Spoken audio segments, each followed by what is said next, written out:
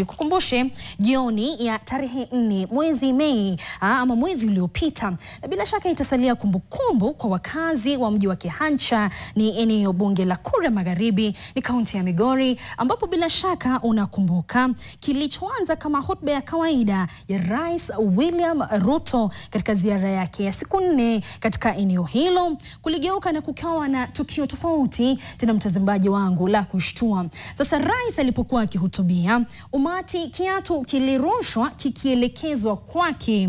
Baadaye jioni hiyo, baada ya rais kuondoka, polisi walianza msako tena kwa haraka. Sasa vijana 4 walikamatwa usiku huo kuhusika ama kwa tuhuma za kuhusika na kitendo hicho.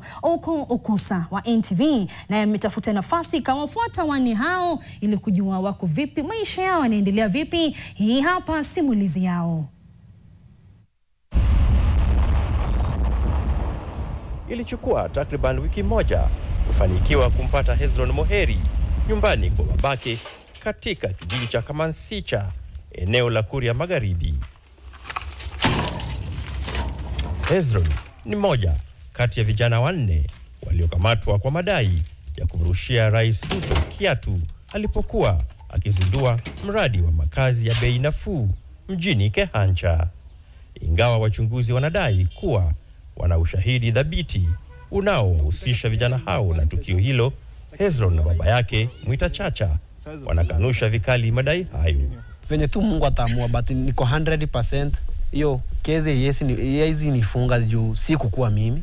Labda waniekelee but si kukua. Namjua maana ni mtoto wangu. Hangefika kwa uwanja akose kuchukua picha. Hata mwenyewe anathibitisha kwamba angalifika kwa uwanja hata simu yake ingeonyesha, maana angechukua picha.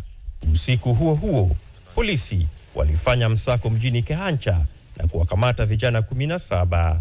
Baadaye 4 walitambuliwa kuwa washukiwa wakuu. Miongoni mwao ni Paul Mudhongori mwenye umri wa miaka 18, mwanawe Joseph Chacha na Esther Marwa. Akawa analia, naomba baba yake msamaha, niomba msamaha.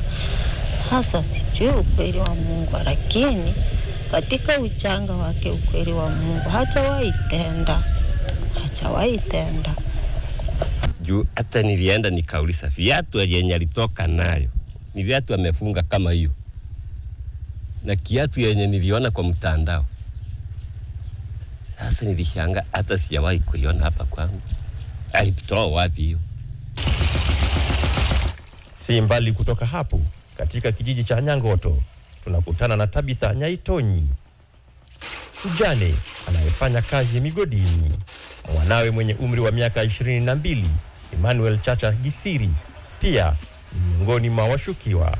Unajua tulishangaa, hata niliposikia nilisema Mungu wangu, kwani huyu mtoto mbona hakukuwa kwa mkutano? Unajua angekuwa huko niseme ni nini kilimpeleka huko? Hakukuwa huko. Hata rais mwenyewe si kumuona, hata sijui alikuja na ndege ngapi, hata timu yenye alikuja sijui ni saa ngapi.